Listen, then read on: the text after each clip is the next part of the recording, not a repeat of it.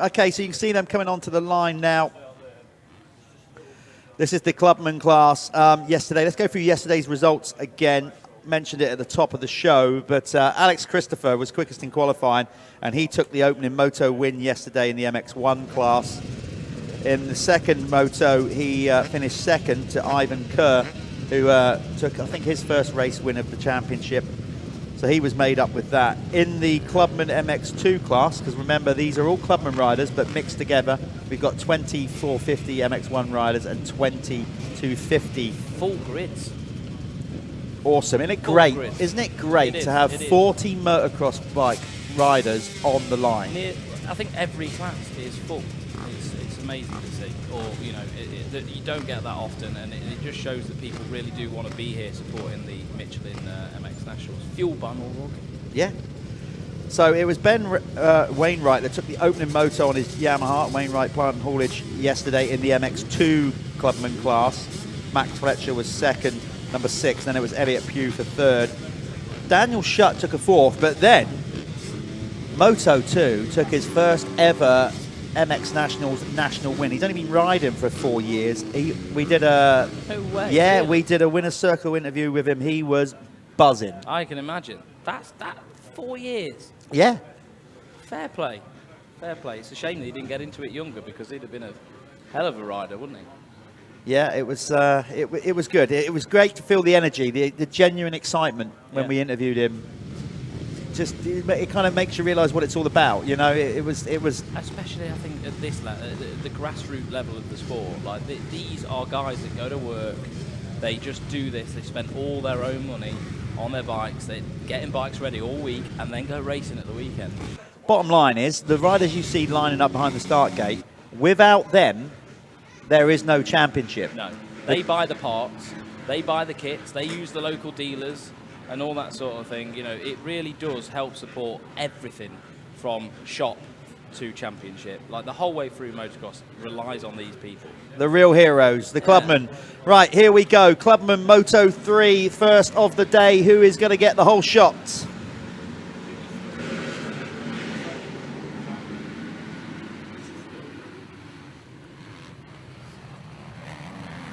Coming from the outside, it looked like the Yamaha of 230. Was it Charlie 232? Green, I think. Yeah, Charlie Green on the Yamaha, going around the outside.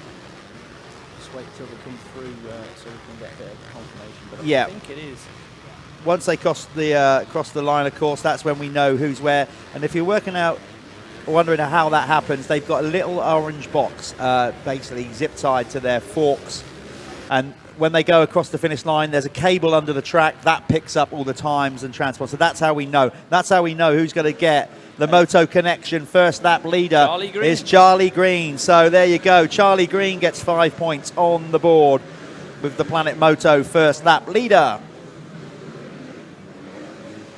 Remember, these are 450s and 250s mixed together, all of the same standard rider, hence the Clubman class, but ride in varying CCs, 450 and 250. Then we score them separately, stretch them out, and that's how we get it done. And if you're at home and you want to know who's where, you know, in those orders in the classes, then just log on to your Speed Hive app on the App Store, and that will split the classes up for you, so you can follow it a little bit easier. Looks good at the minute.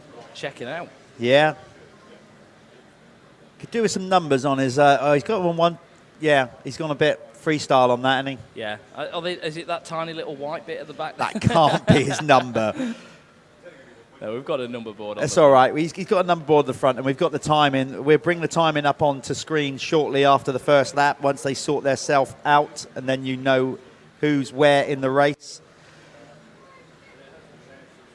If you do want to check out, by the way, all yesterday's results, any people here at the venue, but also viewers at home or wherever you are in the world watching our live stream, just go onto your smartphone or your tablet or whatever you've got and get the Speed Hive app and then just find the MX Nationals. Yeah. Let's go to the motocross section on the Speed Hive app, find the Michelin MX Nationals, and it logs all the results from yesterday. So if you want to see all the results, all the lap times of every rider, where they finished, etc., please use the Speed Hive app.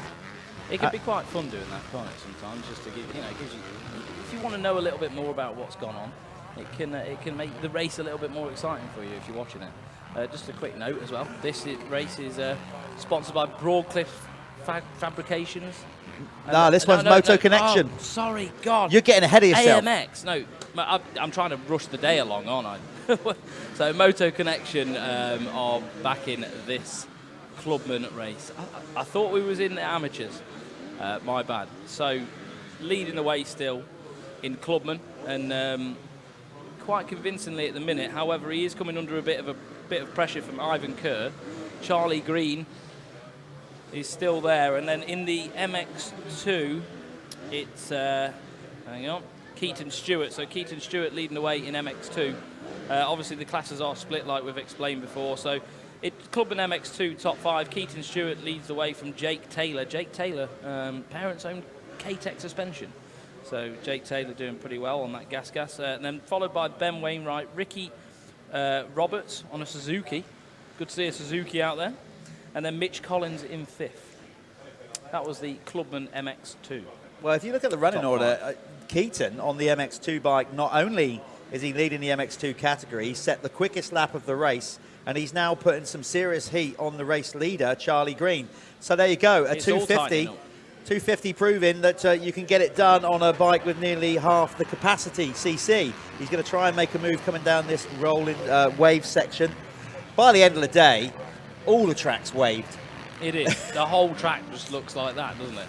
Do you know what, though? We were talking about CCs and half the CCs. Do you know if I was racing around here, I wouldn't mind having half the CCs. Yeah, that's a valid point. In my physical condition.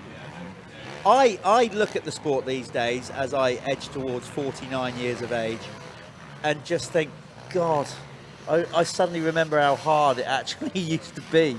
But that's the beauty of it, the challenge, everything about motocross.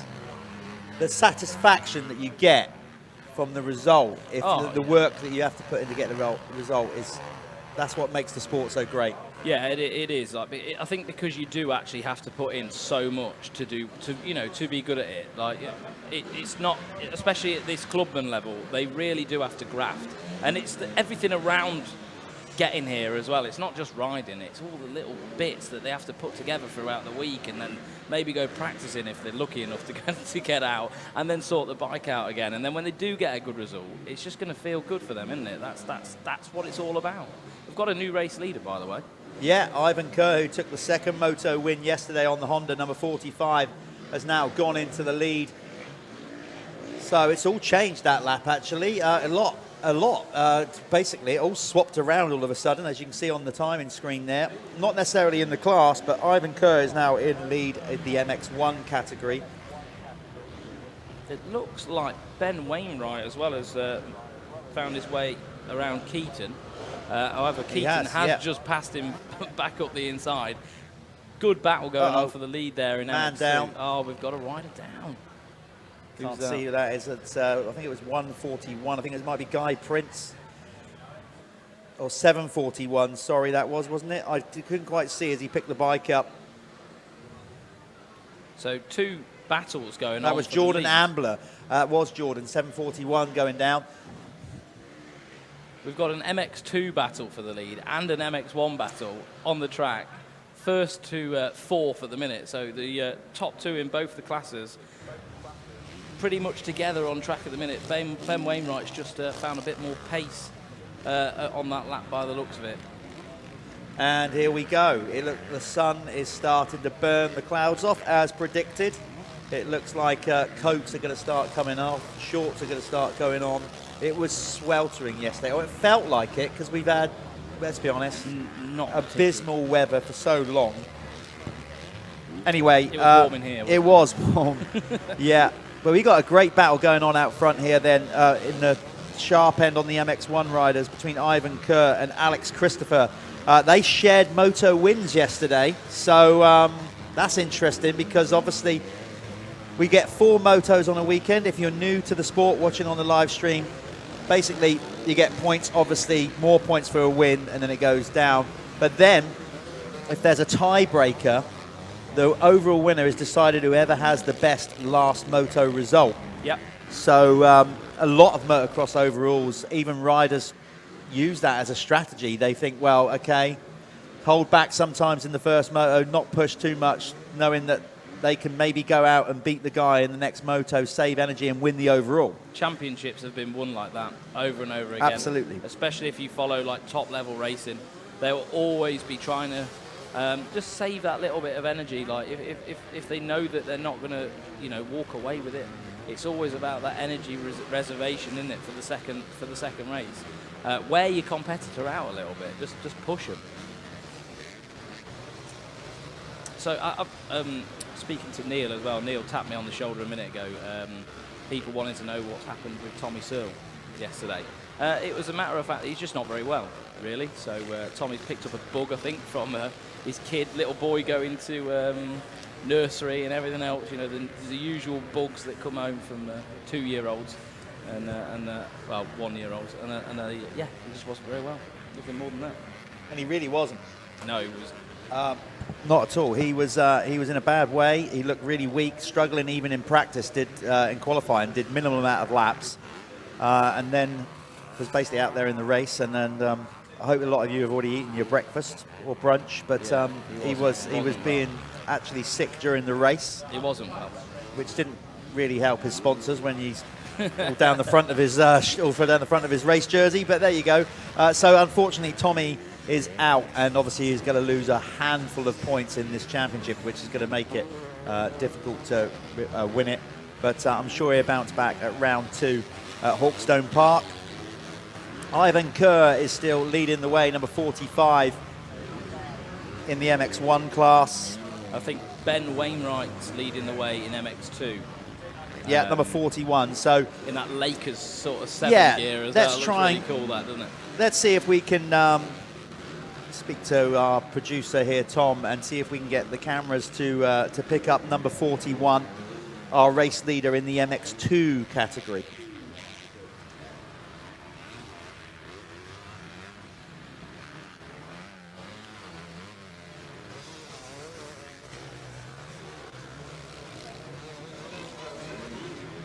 So there's that Suzuki, Ricky Roberts. Yeah, you don't see many Suzukis anymore, do you? It's good to see one on track. I'm a Suzuki fan. I always have been. I don't know what it is about them. It's just you either love them or you don't you? It's one of them. Dude, they were. I don't know why I called you dude. I suddenly went all American. I don't know why I did that. Anyway, Michael, that's why. In the 70s, I mean, they were the dominant brand in the 70s in world motocross. You know, obviously Joe Robert won all his 250 titles on it, and then DaCosta, then you had Gaston Reyes. Was you weren't even born then, so I'm sure they'll be back. I'm sure they'll be back at some point. Here's the MX2 race leader on screen. Glad we pulled him up there. Yeah. Wainwright looking fly in his 7 kit. Tell us more about that 7 kit. You were talking about that earlier. I was speaking to Mark at Revo 7 Kawasaki, and I think they're going to be using it at one of the rounds. But that's like the Lakers kit. I think it was done for Malcolm Stewart for like the Lakers, you know, playing the stadium that they were racing in or whatever. But it looks so cool, doesn't it? The mustard yellow with the purple just works brilliantly. I love it. Absolutely brilliant looking kit. So, yeah, that's the Lakers gear, I suppose. That's the other thing with our sport, how it's evolved. It's become like, you know, like the fashions and everything. It's kit, you know, brands are bringing out so many different kit varieties. Variants. You know, like, obviously back in the day, you'd get a couple a year at best and whatever, but now there's so much option. And from what I'm hearing in the industry, certainly since lockdown, and then coming out of it, all the major brands and whatever over the last few months have had their bumper months. It just keeps. So don't tell me that motocross is not popular or not in a bad place in the UK, because sales are going through the roof. It's been insane for the guys, hasn't it? I mean, a lot of the shops and distributors and everything, they're just drop shipping. It's coming in and out on the same day. Like, stock comes in from manufacturer straight out to client. It's just been, I think, mental the last year for power sports has been massive. And it really is a fashion sport, motocross, isn't it? I talked to someone about that the other day. Like, people couldn't believe, you know, when you speak to people who aren't that in it, they're like, how many seasons do they have with these kits and everything else? And there's always new stuff. It's a massive fashion sport, even when you compare it to like superbikes or anything like that. It's all to do with like your gear, your setup, you know, how good you look, and it makes you feel good as well. But it is massively rotated around fashion motocrosses. That's a good plug to get people going on. So if you want to buy stuff, go to www.moto-connection.com because basically they are one of the UK's, if not the most efficient online stores you can go and buy motocross equipment from. So go and check them out. Back to the racing. Ivan Kerr is still holding the lead out front, number 45, over Alex Christopher, but not by much. We're talking 0.7 of a second. So it's tightening up. They are on screen. In fact, it looks like he's going to go for a move here. Alex Christopher, check, not letting him through. He was standing on the front brake. That was standing on it. He was pulling it in. You'd see him endo going into that corner. There was a lot of commitment there. Crazy. Listen, they may be clubmen, but they are going at it here. That's the thing. It doesn't matter. You know, they're weekend warriors, and they will take that. That's no insult. These guys will be hanging later on. They've done 4 motos on a tough track. They'll be getting up in the morning, aching, going to work, whatever they got to do, you know, whether they're an accountant to being a plumber to being whatever, loving their weekend. For sure. That's the point here. Do you know what I'm loving as well about this group of riders? There's no one sandbagging. No. There's no sandbaggers. Everyone in this class is very even, like, and it's good to see like the front runners racing each other. There's no one just absolutely disappearing. And that, for me, is quite refreshing to see a clubman race like that, because sometimes you get some non-quite-so-clubman riders joining, don't you? But awesome, absolutely awesome. Cool to see battles going on in MX1, MX2 the whole way through, and hopefully it's great for them as well. It gives them, you know, a more enjoyable experience, doesn't it? It does indeed. In the Clubman MX2 class, you've got Ben Wainwright still leading the way. He's 5 seconds now ahead of number 173, Mitch Collins. Keaton Stewart has now dropped down to 3rd, number 69. Guy Prince is 4th in the MX2 Clubman class, ahead of Daniel Shutt, who took that race win yesterday and is probably still on cloud 9. When I spoke to him in the winner's circle, I said it was a hot day. You know, make sure you're well lubricated for the next day, for today. By that, by that he meant he was going to sink a few. In typical clubman style, because not only that, winning his first ever race win. So Daniel might have a mild hangover. We don't know. I don't blame him. Ricky Roberts is in 6th ahead of Max Fletcher. Then it's Michael McAllister for 8th, 9th Elliot Pugh, and Jake Taylor in 10th. So that's the top 10 in the MX2 Clubman class. MX1, as you can see, Ivan Kerr crossing the line, getting the 1 lap to go board. So it's all in now for Alex Christopher if he's going to make the move. Matt Pocock, good to see Matty Pocock back on track of the Pocock dynasty. Yeah. I've seen 4 boys, all of them race, used to race. The others are racing this weekend at the mini bike championship. So I think parents are here this weekend with Matthew. And mint to see him out there. They can see 1 lap to go. Lee Toland is in 4th on the Acer United Gas. Lee is obviously, in case you didn't know, is the owner of that team, supporting Bobby Bruce, Stephen Clark, Jack Brunel. Races himself. So how cool is that? Rory Watton is in the 5th position ahead of Jordan Andrews. Ashley Senior is in 7th. Then it's Carl Bennett for 8th, Alistair Stark 9th, and Charlie Green in 10th.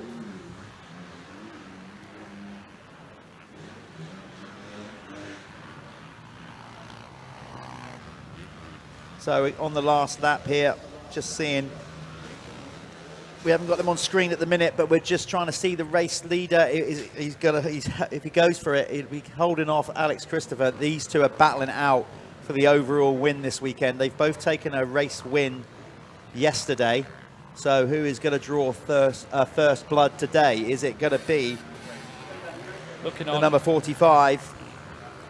Looking on my laps, Alex Christopher's got the Kex at the minute. He's got the Kex Fastest Lap Award, yeah. But it's over the weekend. It's whoever set the fastest lap time over the entire weekend in the class. So that was probably a good chance. I would have thought they're going to come from the opening motos of each day, You'd think either so. Moto 1 or yeah. Moto 3. Because it would be, you could get a lot of ties otherwise. Yeah, it's just going to be, Kerr's going to hold on. In fact, he's edged away this final lap. Here he comes, number 45, coming up to the finish line now. There he goes, takes the checkered flag, gives it a fist pump. Right, let's try and get him up to the winner's circle. I'm going to go. I'll go and chat to him about that fist pump. So Jeff's just going to make his way down there to catch Ivan Kerr and the winner of the 250s as well, Ben Wainwright. So if anyone in those two parties are there, just make sure you send them down to the winner's circle to come and have a chat with Jeff, and we'll take you over to that in just a moment's time.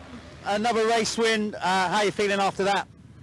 Yeah, feeling great, to be honest. I'm just happy to be here, to be honest with you, and the track's rough. I'm first time around the track, so I'm finally getting used to the rhythm. But I just want to have a shout out to all my sponsors that actually helped me get here. My dad, my mechanic, all that there, and thanks to my granny for telling me to keep her lit. Granny's involved as well. Listen, we're talking about how you guys over in Ireland, it's a big commitment to come and race this series, so it must be so rewarding when you come over after all that effort to get the ferry and all the extra cost and take a race win. So what does this championship mean to you? Because obviously back home, I guess, you know, you haven't got the depth with the riders, so it's a big deal for you guys to come over and do this series. No, yeah, it's definitely a big deal. It's my first year doing it, as I said. There's no racing. The first round was yesterday in Ireland. There was nothing last year. I tried to get into this last year. There's no spots, but definitely it's just, I'm happy to be here, and that's all I've got to say, to be honest. It's good to have you here, man. So look, go and get yourself ready. You're going for an overall next moto, so good luck with that one. There you go. That's Ivan Kerr. We've got to bring in Mr. Wainwright. We're going to get him in here. That's it. It's starting to get hot. Starting to get very hot. Let's bring in Ben Wainwright in his Superfly 7 gear, looking the part. Ben, you know, you were flying at the start of that mode. Obviously, 250s against 450s is hard, but you're winning your class. So how is it out there riding against the 450s? Does that drag you along, or do you find them a hindrance? It's pretty hard, to be fair, with them, because they've got extra power. You know, they're pulling on the straights. But the thing is, you ain't got battle with them because you're not in that race. So it's one of them with them. It's one of them. What does this series mean to you as a clubman? You know, do you feel like you get a level of professionalism as a clubman rider? You feel very much part of the whole thing? Oh yeah, definitely feel pro. Definitely feel pro. No, just as long as you have loads of fun, that's all it's about for me. As long as it's just pure fun. And what's your regular job? What are you going to be doing Monday morning? I work for my dad, Wainwright Plant and Haulage. I drive lorries and dig and machines. So. You do? Yeah, literally you do, and you do it on the weekend as well, to good effect. Anybody you want to give a shout out to? Big shout out to my dad and my family, Midland MX, all these here up, NM Joinery, Marsh MX, Ace Suspension, all my sponsors that really keep me going. Nice one. Go and get yourself ready, because I think you're on for a next moto to win the overall. Have a good one. Yeah. There you go. There's Wainwright going off. Ben Wainwright. That's it. That's another winner's circle. Back to the action with Callum. See you in a bit.